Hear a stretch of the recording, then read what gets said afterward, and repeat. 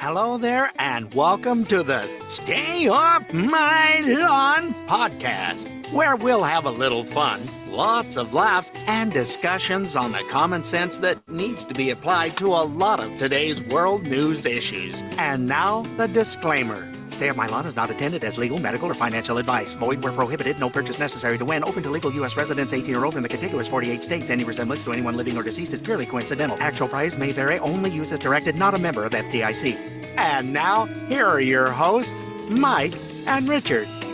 Only use as directed. Don't get the oral and the other mixed up. That's right. We don't want to mess things up. That's why we only use it as directed. Rectal thermometers, they're different. Anyway, welcome to this week's episode of Stay Off My Lawn. It is December 9th, 2025, still for a couple of more weeks. And this is episode 145. Woohoo! We are moving on up the chain there. Well, nice of you to talk to us today, Steve. Yes, we know it's close to 150.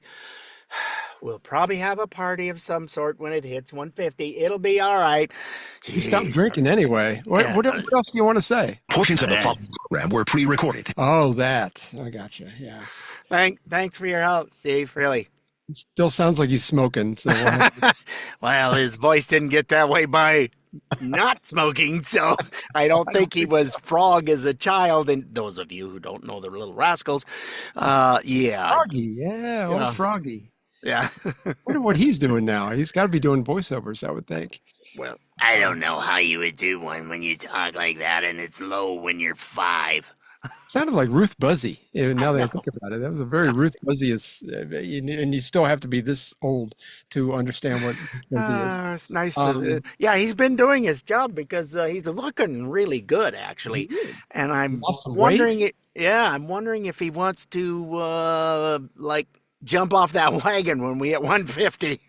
That's why he was asking today. Could be. Wow.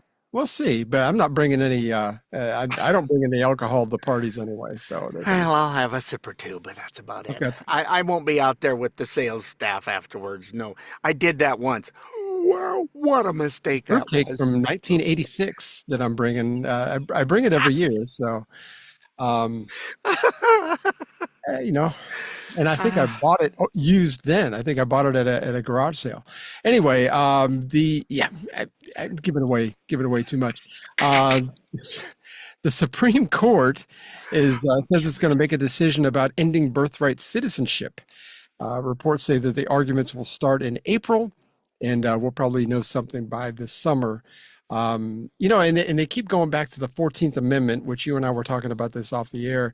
14th Amendment was ratified in 1868. It was to make sure that the emancipated slaves had all the rights they were supposed to have as citizens of the United States since they were born here and the whole thing.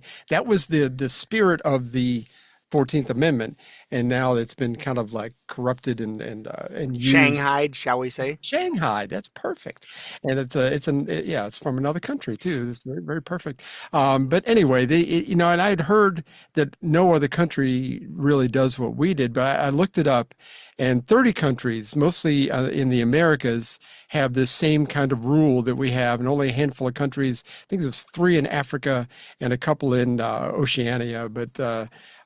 For the most part, Europe has some kind of lighter version of this, but what we have here in America, because really, a woman can get off the plane in the airport, give birth in the terminal, and that baby would be an American. I mean, they've never been to America before, and it's like that is not what it was meant to be.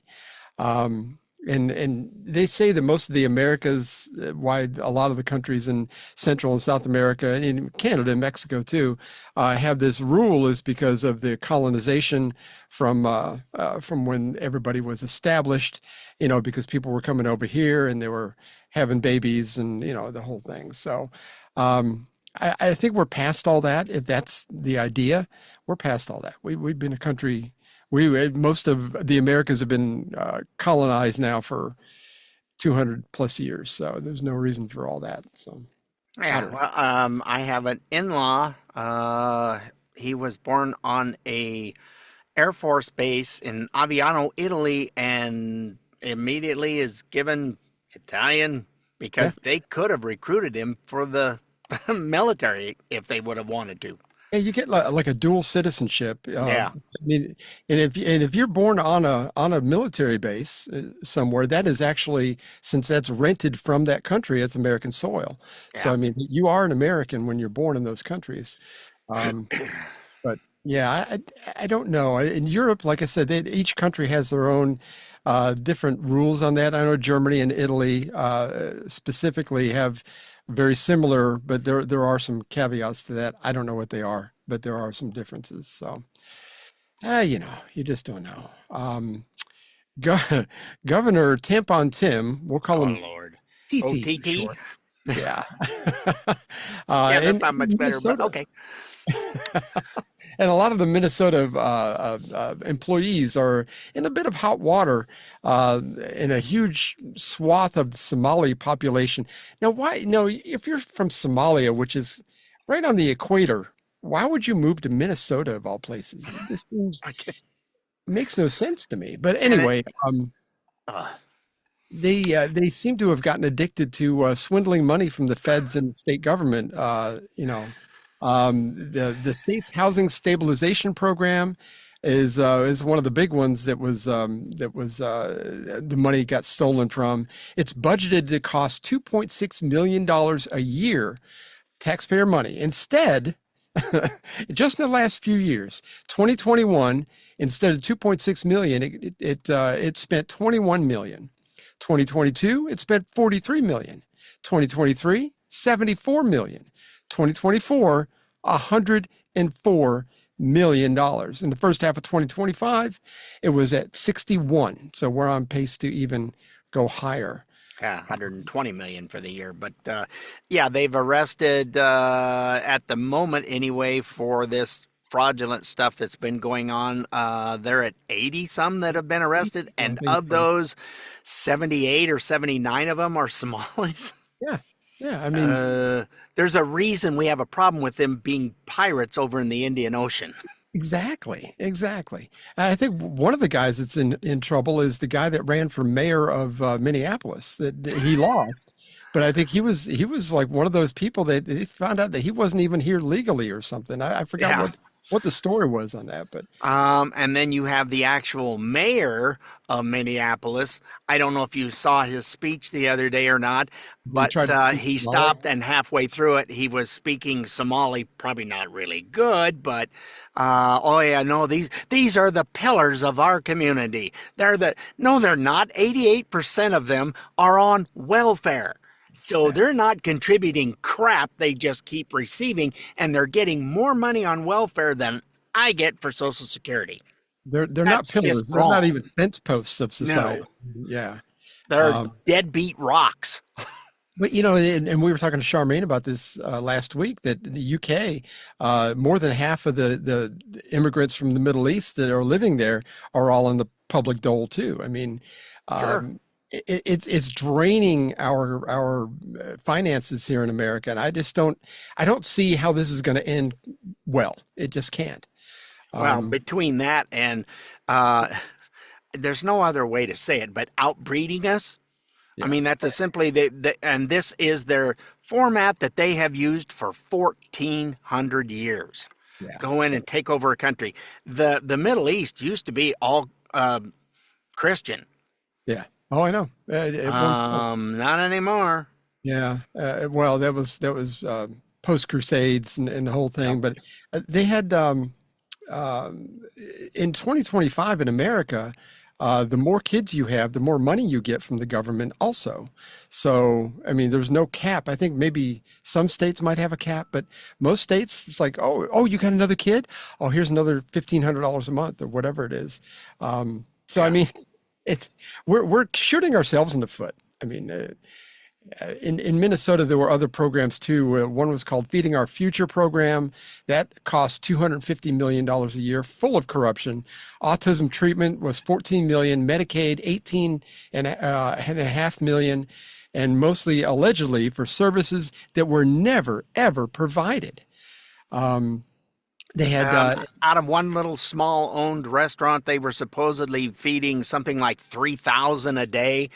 And no, they didn't have, they had made up receipts and all kinds of stuff.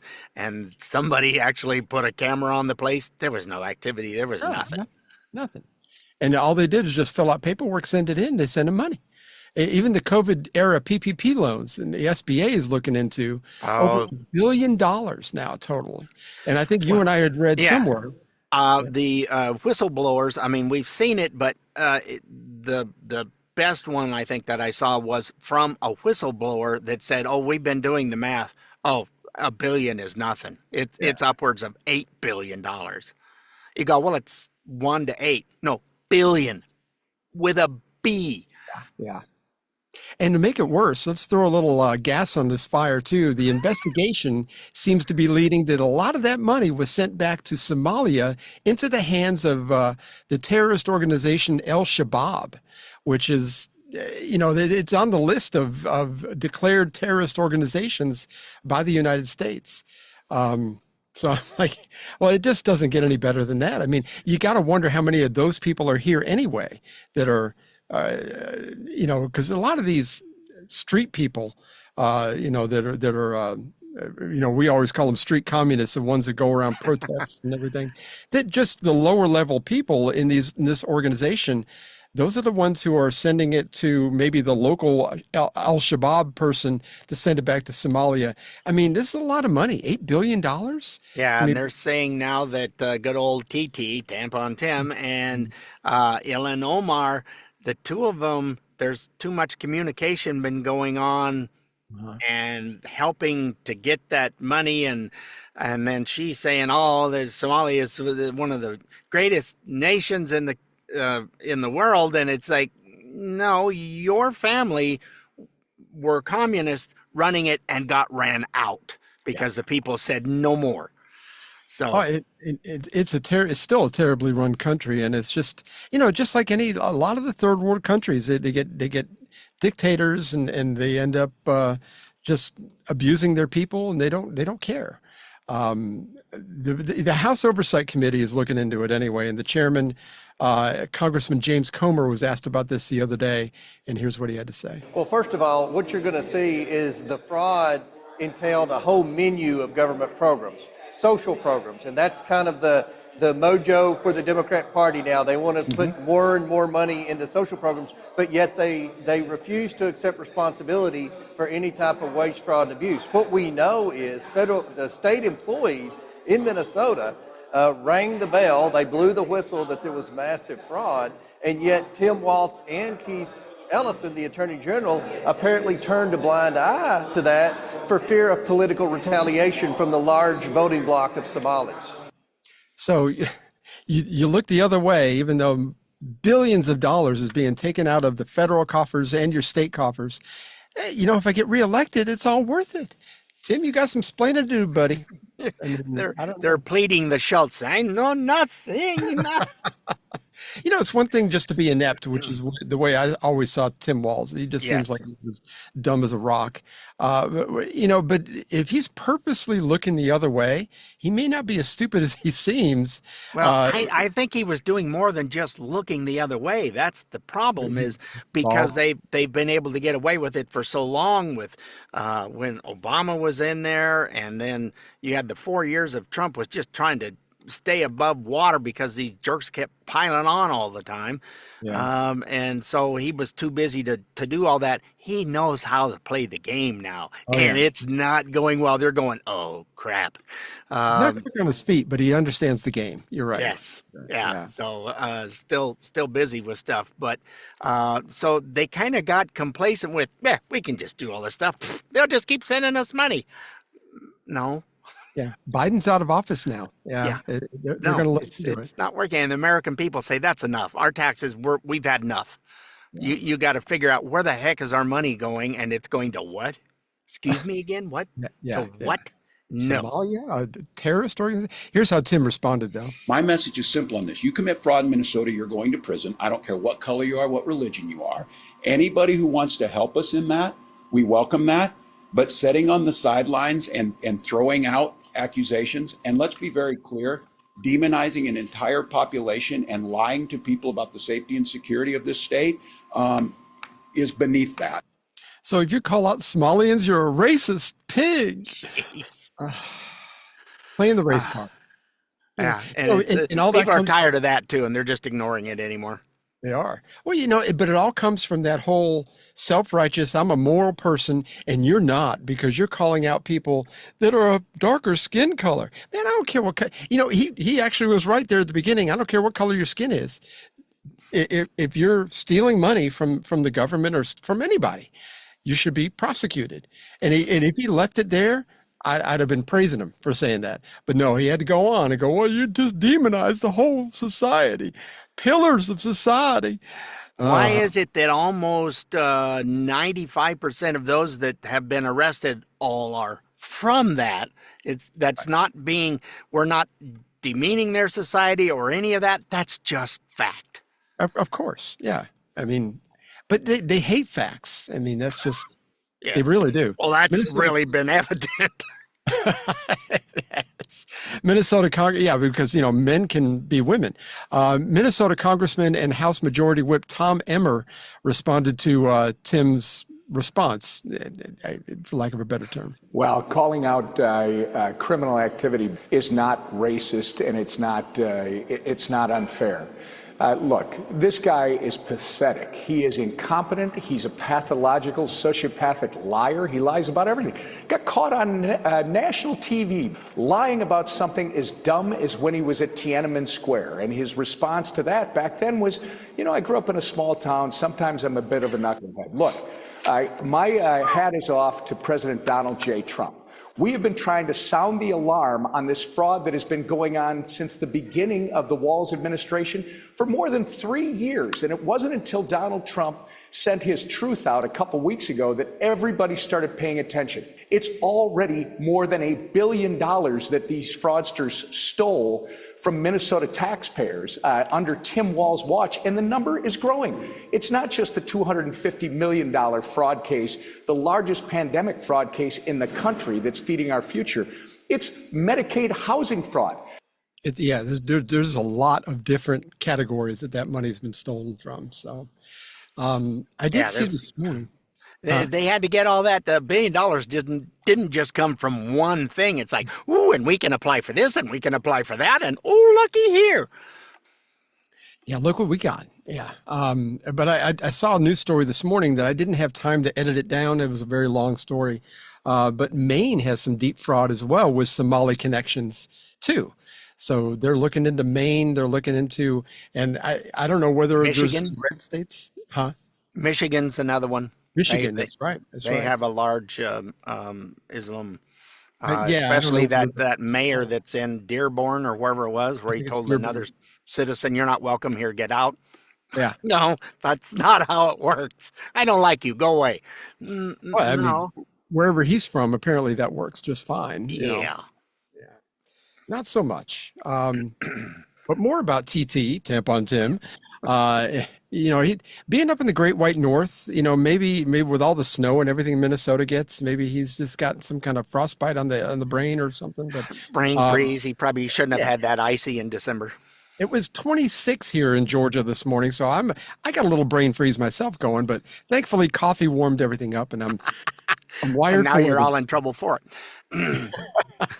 But Trump called poor old TT a retard last week, or retard, or whatever you want to call it. But Trump had a chance to walk that back the other day. Now, my wife and I have had conversations about this, and I have to say that we kind of ended up on the same page because she worked with special needs kids, and I get it. If he called somebody that was actually mentally disabled, and he called them a retard, that would be one thing. But he's acting like he's 6 because Trump acts like he's 6 sometimes, and you say things like that when Trump is Trump. He just did a Trump thing. And we talked about that off the air. We were talking, we don't agree with everything that he says or how he says it. And I've seen some of his tweets or whatever they're called now, that you just go, really, you could have just, okay, whatever. I know, and he just he has this compulsion to keep going. Anyway, he had a chance to walk it back the other day, but well, he just didn't. That in that same post you mentioned Tim Walz, and you called him what many Americans do find an offensive word, retarded. Do you stand by that claim of calling Tim Walz retarded? Yeah, I think there's something wrong with him. Absolutely, sure. You don't think that you have a problem with it? You know what? I think there's something wrong with him. Anybody that would do what he did, anybody that would allow those people into his state and pay billions of dollars out to Somalia. We give billions of dollars to Somalia. It's not even a country because it doesn't function like a country. It's got a name, but it doesn't function like a country. Yeah, there's something wrong with Walz. No, like I said, Trump shoots from the hip. It's just the way it goes. Yeah, it comes out and it goes, no. But poor Tim, there's been some fallout from all this, and this is what he had to say. And I'll tell you what, in my time on this, I'd never seen this before. People driving by my house and using the R word in front of people. This is shameful. I guess when his wife has got the window open, smelling for the burning tires in the city, that kind of makes her feel she like does enjoy that. She does seem to enjoy that. Like the smell of napalm in the morning. I don't know. But apparently they're hearing the word thrown out of cars as they're lined up to yell out the window. I don't know why this is working. But yeah, it's just one of those weird things. At our age, when we were kids, that was a common. It was for me anyway. It was a common thing they would call each other. It was just it was just one of those things. You're doing something really dumb or you're doing something that was. You're doing that. What? Why are you being such a? And yeah, I've called myself that because I've done stupid things. I mean, especially when I was younger, it's like, man, it seemed like I made nothing but mistakes when I was younger. But that's what you do when you're younger. But anyway, and we were talking off the air too. It's like when you're working on a car. I used to fix copiers. You work on a cam or something. It's like you retard it or you advance it. Just like in the distributor cap. Distributor cap, and you're trying to get the timing right. You have to go, top dead center. Blah blah blah. You have to take distributor, and you got to retard it if it went too far or advance it. So, I mean, it's going backwards. Yeah, it's a dirty word anymore. It just means to be behind. So, I mean, and Tim Walz, I mean, he seems like he's a little less than he should be at this age. I think he's 58 or something. He should know better than lie about his military service and about being in Tiananmen Square, like that congressman pointed out.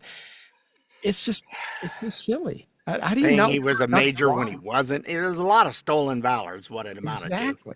Oh, yeah, and a lot of the guys he served with don't like that either. I mean, it's like none of us like that. I mean, I'm very honest about my military service. I was no, gun-toting hero. I fixed air traffic control equipment. I mean, that's just, and I've got plenty of guys that I worked with that will back me up. That's all I did. I was no G.I. Joe or anything. I had a job that I did. There are still things that need to be done wherever you're at. So anyway, and by the way, how many of us have parents that told us sticks and stones may break your bones, but words can never hurt you? We have lost that as a country. Everybody's so offended by everything. Goodness gracious. I get stuff that I'll make a comment and they'll make something stupid back, and I just put a bunch of laugh emojis on there. It's like, I don't care. I don't know you from crap, so I really could give a rip. Oh, and remember that one guy I sent you all the screenshots of him cussing me out in DMs and everything? All I did was put a laugh emoji on one of his Trump derangement syndrome posts and everything. I just put a laugh emoji. Laugh all you want, you bleep, bleep, bleep, bleep. It's like, wow. I mean, it was 3 pages worth of him cussing me out. I'm like, okay. And I would just respond to him, and you saw how I responded. Say, you seem delightful. And it was like, that just made him even more mad. I'm like, whatever, dude. Yeah. I really don't care because I don't know you, and you've got a serious problem. So yes. You know how much sleep I lost over that? Anyway, we are up against a break. Actually, we're over a break. So yes, we are. Do that? When we come back, we're going to talk about a jury trial that just ended in Portland, actually in October, but I just read about it recently. But you're going to wonder, why are we talking about a jury trial in Portland? You'll find out. Hang in there. We'll be right back. This is the Stay Off My Lawn show and podcast. The grumpy old men you know and love. We'll be right back. Bud Light presents Real Men of Genius.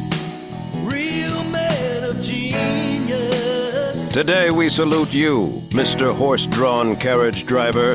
Mr. Horse-Drawn Carriage Driver. You start your day with a tip-tip and a cheerio, which is odd because you're from Brooklyn. Jolly old Brooklyn.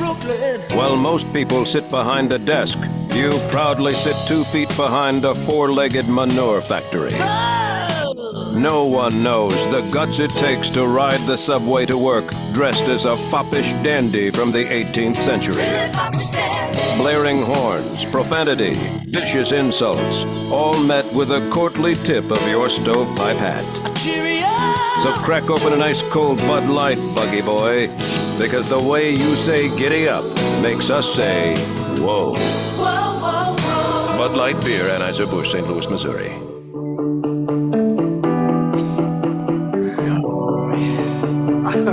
If it was from Brooklyn, if he said cheerio or something, I can't even imagine how that would sound. Anyway. I don't know either. Yeah, he didn't. He needed to add hay burning manure making machine. That's what we always call the horse, was a hay burner. Yeah, there you go. There you go. On a related story, kind of, sort of the way sticks and stones may break my bones type thing.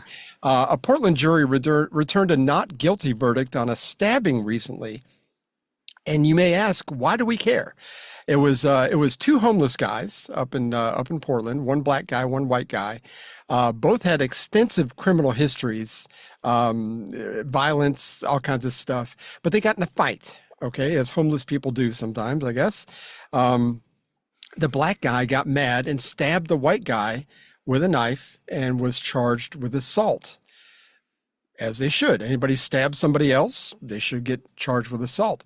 But all 12 jurors came back with a not guilty verdict because the white guy might have said the N-word during their scuffle.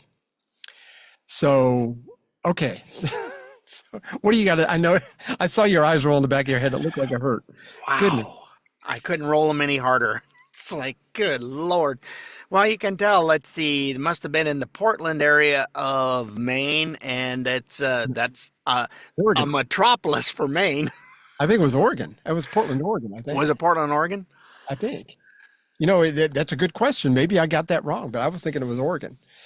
There was something with a judge that overturned a jury that convicted someone, and it was same thing, stabbing or whatever the deal was, convicted them of that, and then a judge went, yeah, I don't like your conviction, so I'm overturning it. No, you don't get that. These judges, when did they start becoming... And of course, they're all left-leaning and have been appointed by someone left-leaning. No, I think they do have that ability to do that, but I think it was extremely rare up until recently. And now that it seems like like you said, they're activists. So apparently in Portland, whether it's Maine or Oregon, I don't know which now, but some words are worth getting either put in the hospital or killed for. I mean, yeah. And I get it, man. As a responsible adult, you don't say that word. But I mean, is it worth being unalived? I mean, I just don't. I don't know. The guy's not dead, but it very well could have been. I mean, you stab in the right spot, it could have been all over. I think at the first of that, when you were reading the article, you said Portland in Maine. Did I? Okay. Well, there you go. I honestly don't. I know it does get confusing when there's a Portland on both coasts. Oh, I know. And they're both liberal. So it's like hard to tell them apart. It could have been 15 different states if it was Springfield. I mean, I don't know. Yeah. So it was one of those 2 liberal bastions of idiocy. So anyway, but yeah, so apparently words mean that you could do whatever. Get off. Yeah, I guess. So if somebody called me a honky, I can just punch him in the face. We'll see how that goes. What about a cracker? Yeah. I mean, okay, I'm pretty close to the same shade as a saltine. So. And I do snap a lot now that I've got yeah, every time I get up, there's snapping going on. Harmeet Dillon, which I love this lady. I've followed her since she was with she was like the assistant of the GOP. She was high up in the GOP some years ago. But now she's the assistant AG for the Civil Rights Division in the U.S. She was interviewed by the great Joe Pags yesterday. Her office was looking into states that have not cleaned up their voter rolls. And it's not just blue states. This is a little bit lengthy, but she explains very well here. If you've got voting rolls in your state, you want to make sure that those who are voting, especially in general elections, because for some reason in local elections they're letting anybody vote, but in a general election, you've got to be a citizen. And turning over the voter rolls to make sure that they have full integrity seems like a simple one. Like Judge Judy would say, that's an easy. I've got Harmeet Dillon on. She is the Deputy Attorney General for Civil Rights. Harmeet, how are you? Good to see you. I'm great. Thanks for having me. I love having you on. She in the Civil Rights Division, there's so much going on that I don't think that we see it because you look so great. You're like the duck on top of the pond, but I know that you're doing all this underneath the water. And I appreciate you working so hard for us. Let's get into these voting rolls. I'm not sure I understand. Minnesota doesn't want to turn them over. You've got a bunch of blue states don't want to turn them over. What is their reaction when the DOJ or the administration says, we'd like to make sure your voting rolls are filled with integrity. Nobody's voting illegally. Can we see them? Why are they saying no? What is their excuse? Well, let me tell you a dirty little secret here, Joe. It's not just the blue states that don't want to turn them over. There are quite a few red states that I think are embarrassed. I won't say states, but secretaries of state that may be embarrassed that they haven't done a great job cleaning their voter rolls, which is a legal requirement under federal law. The Attorney General has a right to see them, to see their homework. And we are actually offering to help states by making sure that they're not enrolling people who are dead, who are non-citizens, who may be registered in a different state or registered multiple times. We're helping them do their job that they haven't been doing, okay? So far, after asking all the 50 states, we had to sue North Carolina. They agreed to clean up 100,000 voters and contact them and make sure they're citizens. We have voluntary cooperation from 4 states, and we're signing memoranda of understanding, and they're sending over their paperwork, and we're getting started on those.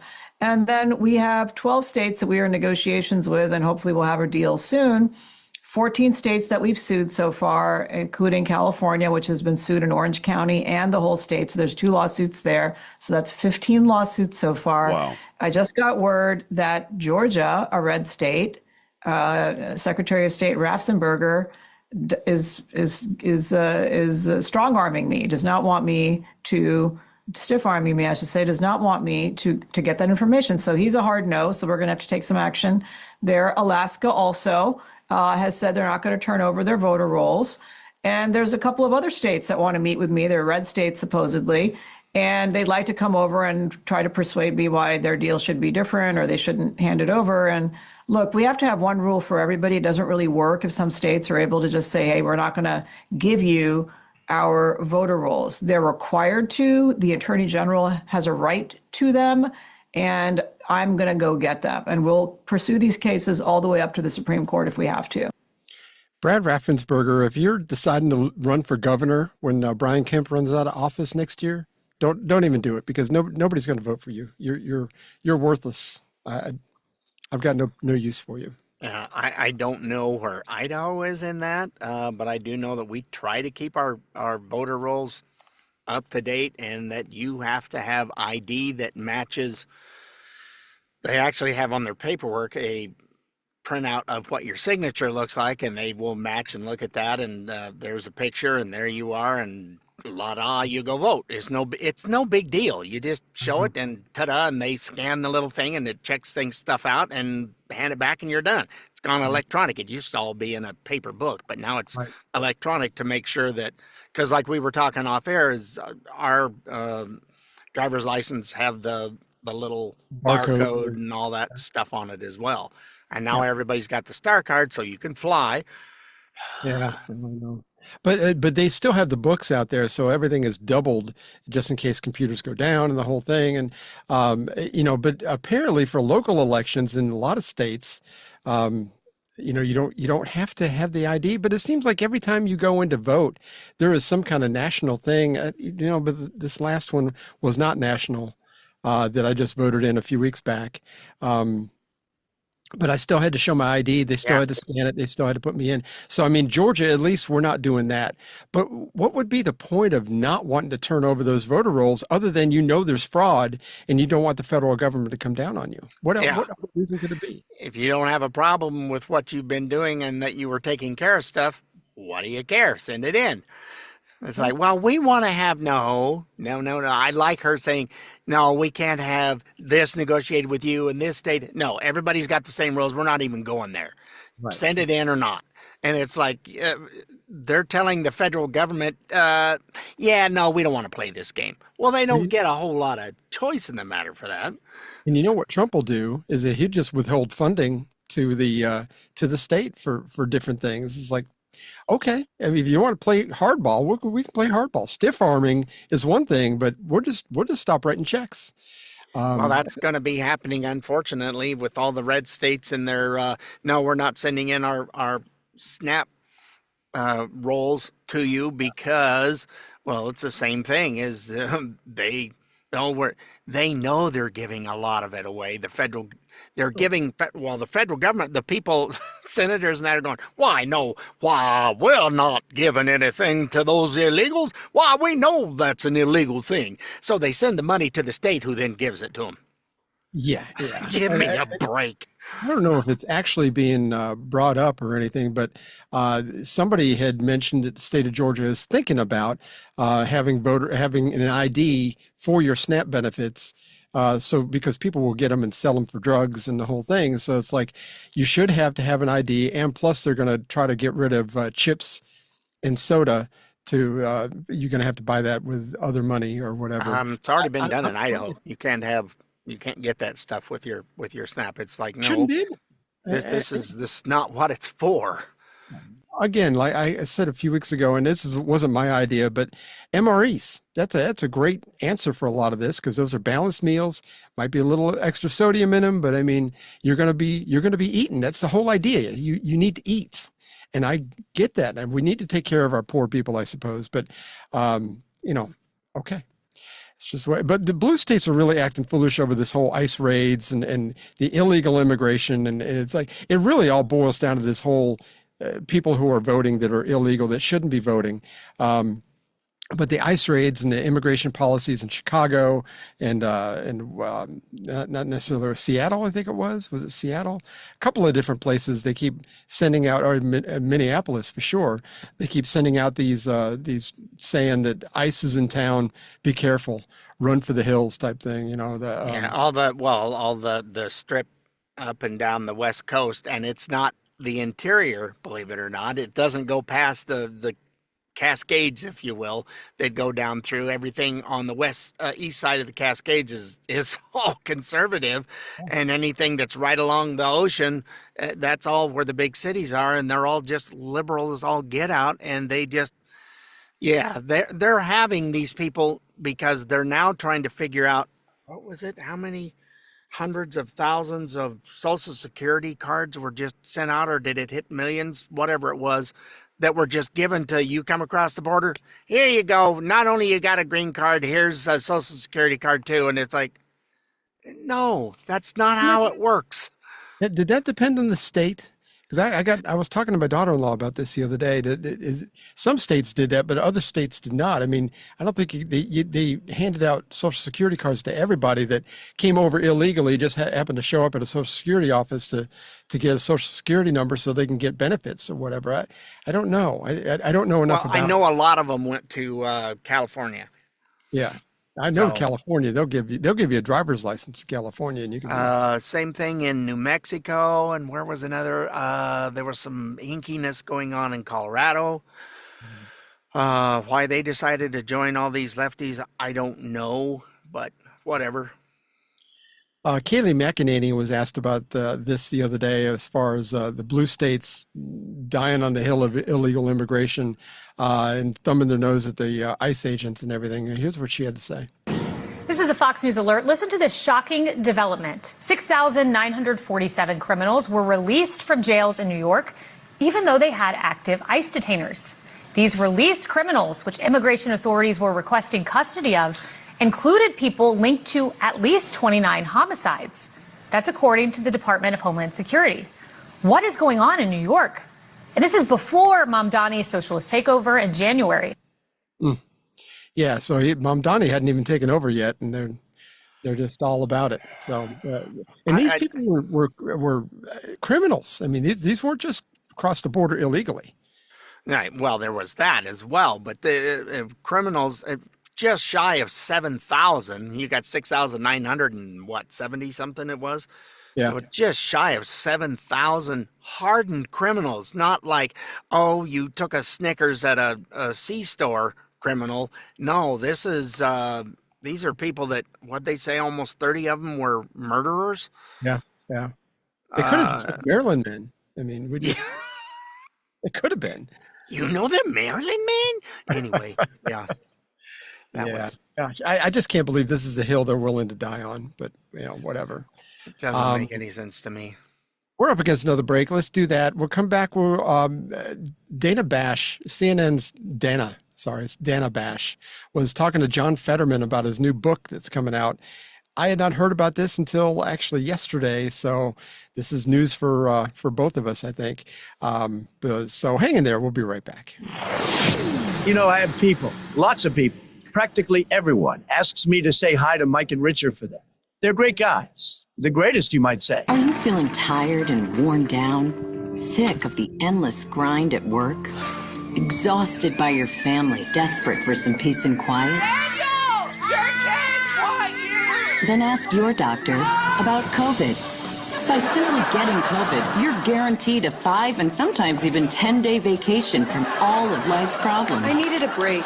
Just some time away from everyone. So my doctor suggested I get COVID, and it was the greatest week of my life. All I wanted was to sit on the good part of the couch and watch the Netflix I want to watch. And I was finally able to, thanks to COVID. At first, I was worried about getting COVID, but my doctor assured me it's fine now. I'm triple vaxxed, quadruple if you count HPV. So it's my time to shine. Side effects of COVID include having COVID, which is still kind of bad, but doesn't it seem different now? I definitely got sick. But I also got paid for 10 days to never leave a blanket. Plus, I got a great story I could tell people at work. It was like I had a bad cold for 3 days. And of course I had to isolate from my 3 kids because I didn't want to get them sick. But what do they eat? I gave it 14 days to be extra safe. And for an extra fee, we'll knock out the Wi-Fi near your house so you can't do any Zooms. Oh, well, too bad. COVID is the perfect way to get out of jury duty, cousin's wedding, friend's improv show, neighbor's adult baptism, and husband's murder trial. At this point, COVID is basically a 10-day cruise, which is also a great way to get COVID. COVID isn't for everyone. That's why there's also new COVID Always Positive Home Test. The only COVID test that comes with 2 pink lines already drawn on. Again? But you just had it a week ago. Please don't do this to me.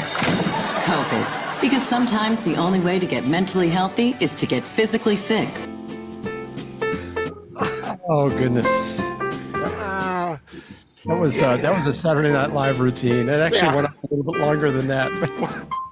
One of the few humorous things that they did. It's weird that I find what they do funny anymore. But all the people I know that have gotten sick with COVID on more than one occasion, 2 to 3 times they've had it, were all vax boosted. It's like, I thought this was supposed to stop it from. Yeah, it doesn't work. I can say that right now. I know too dang many of them. I knew a guy that was like, he was 41. I remember him telling me how old he was. It was a guy that I saw all the time. And we became friends and everything. He worked at a place that I used to frequent, and he said that that he got his vax, and he used to always wear a mask. He was very good about wearing the mask. He would wear one of those neck gaiters. It was like you could see through so easily. I'm like, oh, they ain't doing nothing, buddy. But he got vaxxed and boosted and the whole thing. And he got sick 3 different occasions in bed, sick as a dog for 2 weeks at a time. I'm like going, oh my gosh. It's like, how, he's like, well, how many times you had it? Not that I know of. Yeah.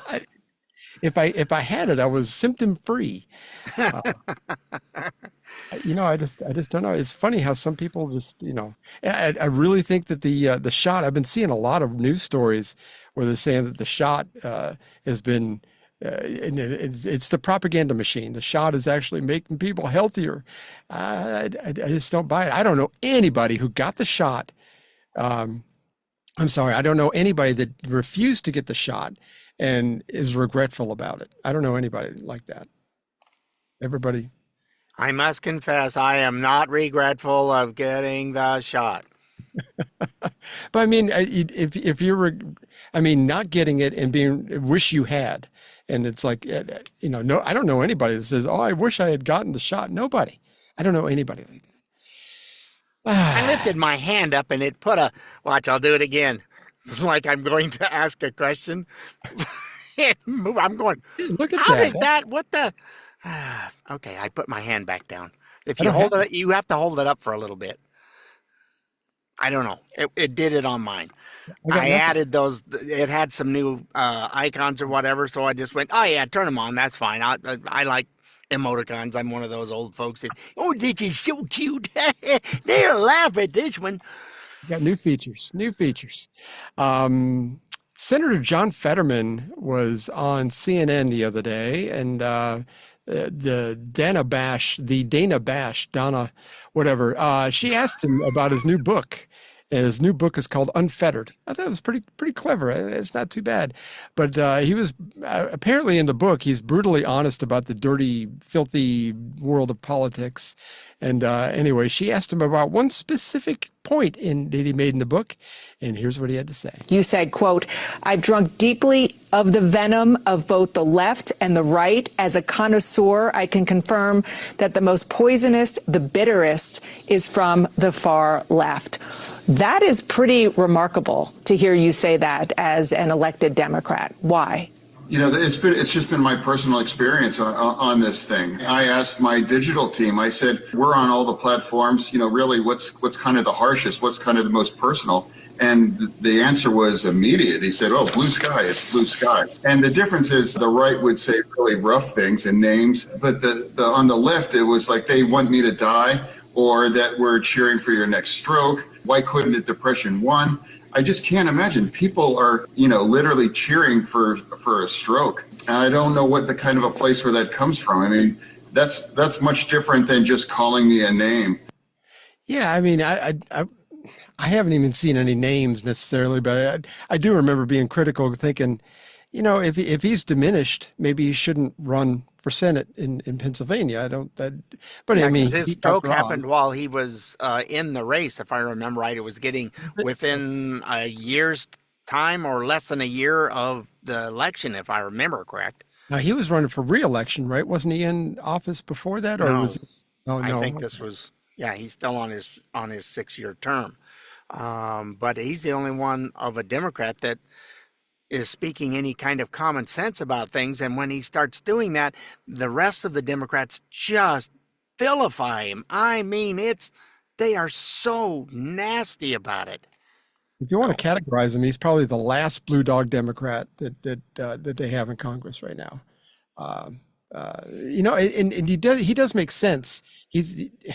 And it's hard to believe that, a couple of years ago we were saying, he's not there enough in the head to serve as senator, and he's made a miraculous recovery. First of all, I can't imagine in any circumstance wishing somebody to have another stroke or to die or to wish that the depression won.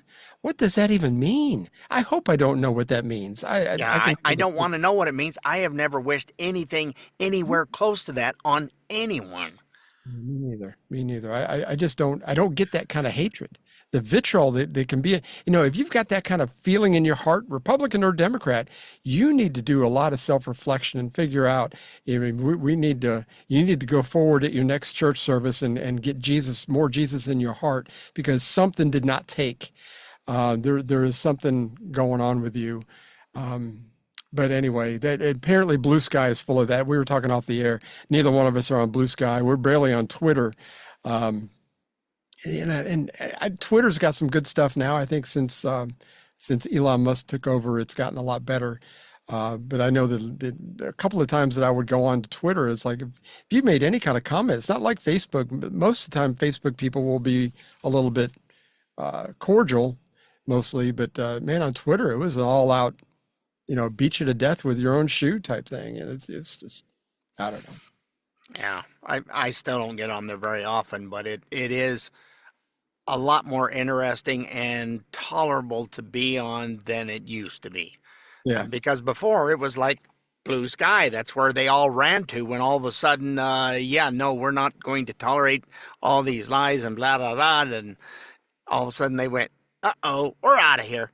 And somebody started the blue sky, and it's just horrible. And I've gotten to the point now. I read an article. I've got a bunch of news stories on my homepage on my on the internet, and one of them was USA Today, just to see how the other half lives. But you go in there and you click on a news story and you read through it. I'm like going, that doesn't sound right at all. You get down to the bottom, and their social media links. The person who authored the article, social media links is only blue sky.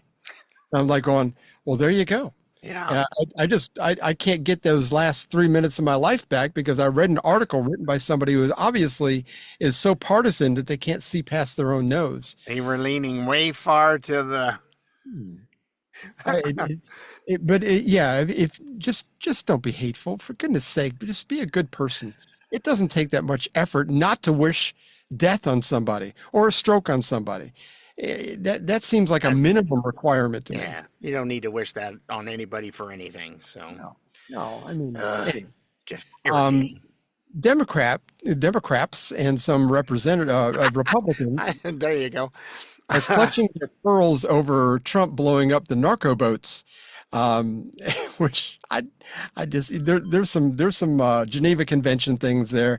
Look, just to kind of like give you my take on this is that. In war, or let's just say somebody broke into your house and you came out with a gun and they ran out the front door.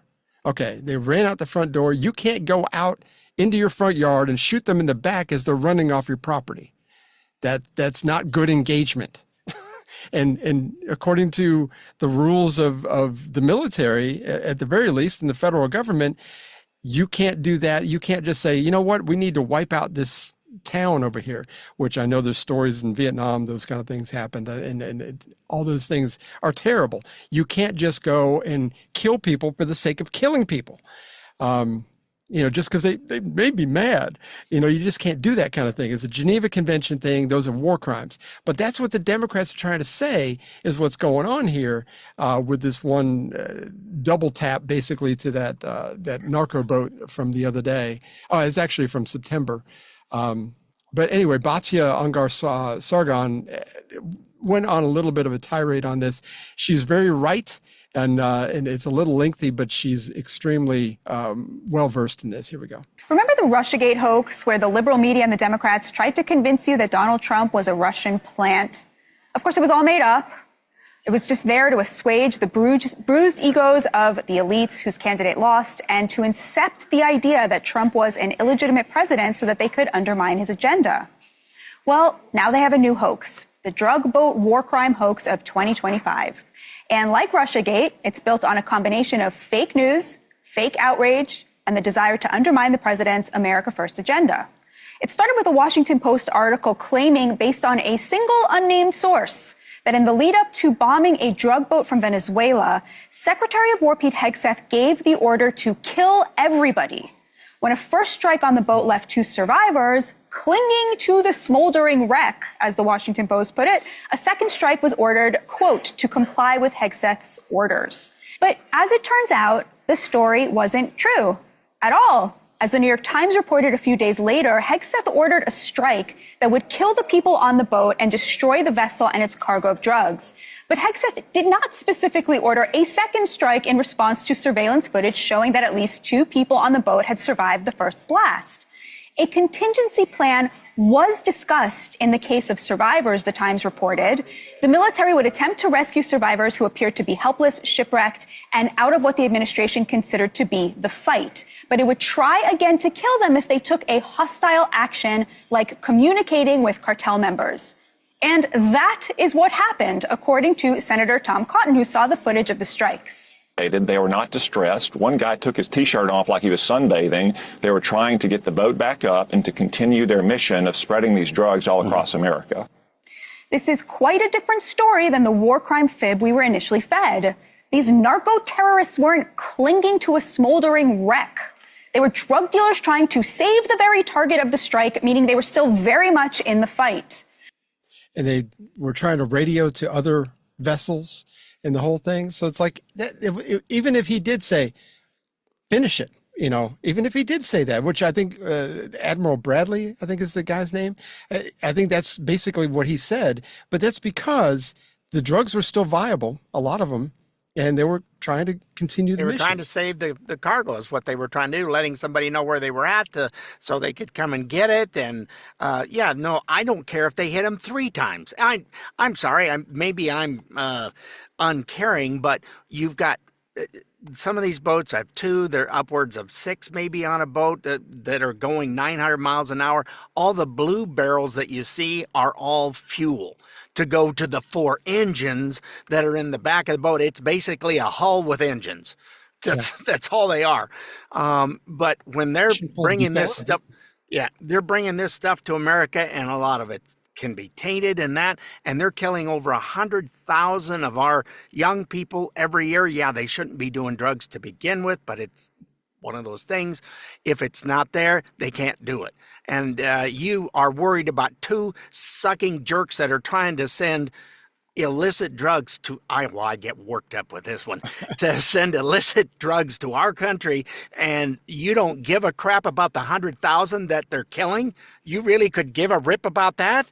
You're on the wrong side again, people. Arrgh. And that's the thing. They're just trying to do anything, throwing enough spaghetti against the wall and hoping something sticks. They hate Hegseth, they hate Pam Bondi, they hate Trump, and it's like Republicans. If you don't believe the way you do, you're wrong, and we don't want anything to do with you, as Fetterman has found out. You're just evil. I mean, they believe we're evil, and apparently the evil's on the other side because we're not wishing death on anybody. Most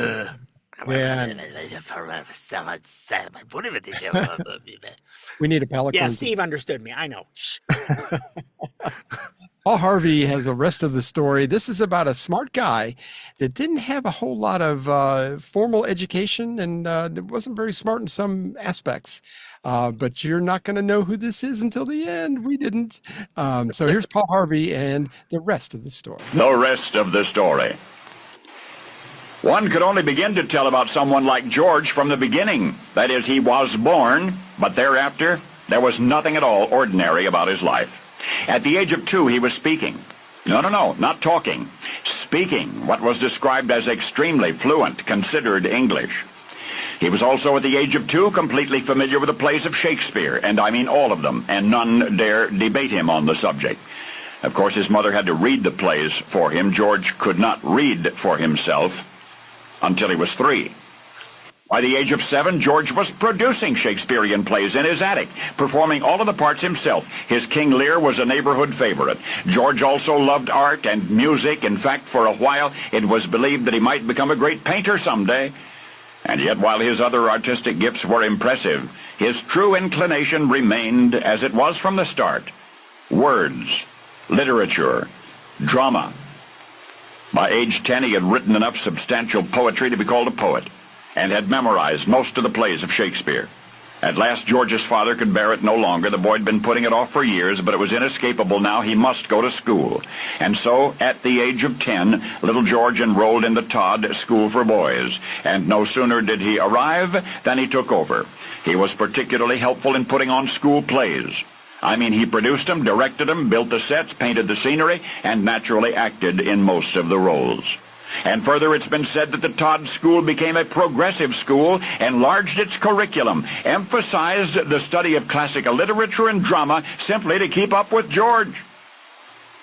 At 13, believing he had taught them enough, George dropped out of school.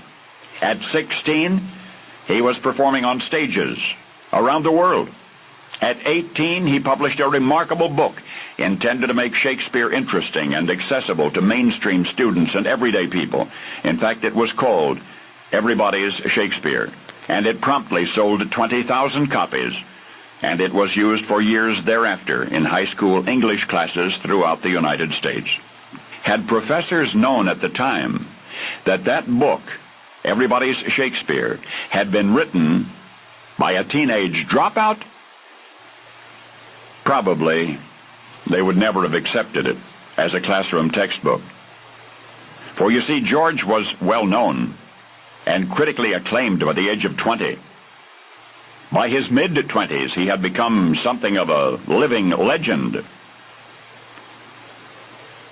By now you may have guessed that this child prodigy, this little lad who could converse intelligently at the age of 2 and read Shakespeare at the age of 3, quickly grew into the radio star whose War of Worlds broadcast threw a nation into hysteria, the genius who single-handed created Citizen Kane, George Orson Welles.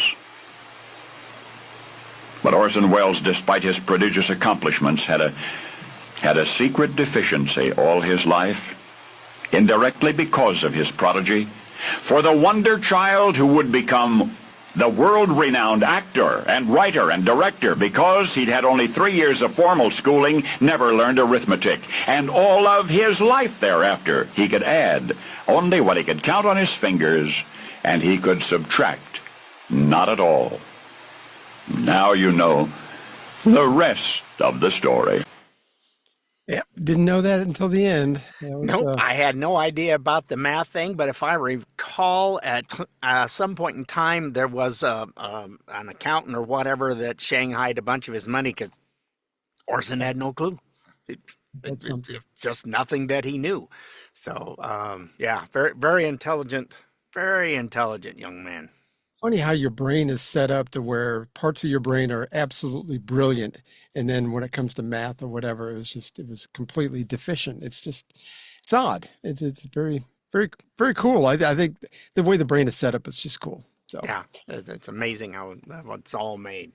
Wow, what another day in the tank. Oh no, wait, that's not what it is. In the can. Yeah. Yeah, remember the film reels used to come in cans. Anyway, and people, there's going to be a lot of folks that go, Orson who? It's Orson Welles. Well, I don't. Yeah, you need to go back and check and listen to the War of the Worlds. It scared the bejeebies out of everybody. They thought it was real. Yeah, I listened to I don't know if you ever heard the radio show called Our American Stories. There was a story about that War of the Worlds and how that all really played out in real time from somebody who was alive at the time that told the story. It was an incredible story. If you go to Our American Stories, there is a story about that. It's very, very cool. So anyway, that's a bonus. There's no charge for that. We were somewhat informed and had fun like we did. Don't forget you can find us on iTunes, Spotify, iHeart, Amazon Smart Speaker, Rumble, or wherever you get podcasts. And if that's all just so confusing to you and you know how to get to a website, just go to our good old website of Stay Off My Lawn. There you go, .us for all our past and present episodes. We will see you next week, folks. Toodles, thanks for watching, and please tell a friend. We appreciate all of you. Take care now. Well, we had fun, and hope you did too. The opinions heard here today are not those of anyone other than Mike and Richard. If it made you laugh, or go, or even, then we've done our job. Sort of. Well, mostly anyway. And if we made you think about things in a common sense manner, we welcome you to the club. And if it didn't, then just stay off my lawn. See you next time.